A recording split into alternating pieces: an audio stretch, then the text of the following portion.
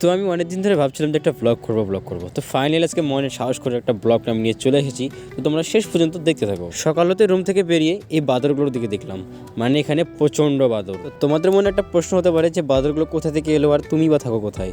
তো আমি থাকি বৃন্দাবন স্কন টেম্পলে। তো এই জন্য আমি এত সকালে এখন মন্দিরে যাচ্ছি। এই যে গেটটা দেখতে পাচ্ছ, এই গেটটা মন্দিরের 3 নম্বর গেট। আর এই ভগবানের ছবিটা বৃন্দাবনের সব থেকে ভাইরাল। এখন তোমরা যে জায়গাটা দেখছো এটা হচ্ছে ভগবানের চারিদিকে পরিক্রমা করার জায়গা।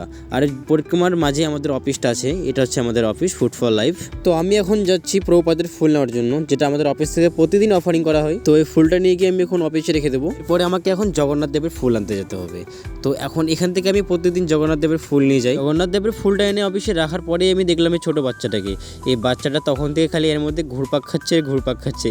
মানে ছোটোবেলার দিনগুলো কিছুটা এমনই মজাদার হয়। তার কিছুক্ষণ পর মন্দির থেকে প্রভুপাদকে বের করে আনলো মন্দির পরিক্রমা করার জন্য। প্রথমে আমি যে ফুলটা এনেছিলাম সেই ফুলটা এখন প্রভুপাদজিকে আমরা দেবো। আমরা সকলে দেখতেই পাচ্ছ যে কতটা কীর্তন হচ্ছে, আর কীর্তনের সবাই কতটা আনন্দ করছে আর নাচছে সবাই, দেখো। তো কিছুক্ষণ সময় অপেক্ষা করার পরে ফাইনালি প্রভুপাদজি চলে এলো আমাদের অফিসের সামনে। তো আমাদের আগে আরেক প্রভু ছিল, সে প্রভুপাদজিকে আগে মালাটা অফারিং করলো, তারপরে আমাদের মালা অফারিং করবো আমরা। তো এরপর প্রভুজি চলে এলো মালা অফারিং করার জন্য আমাদের অফিসের তরফ থেকে।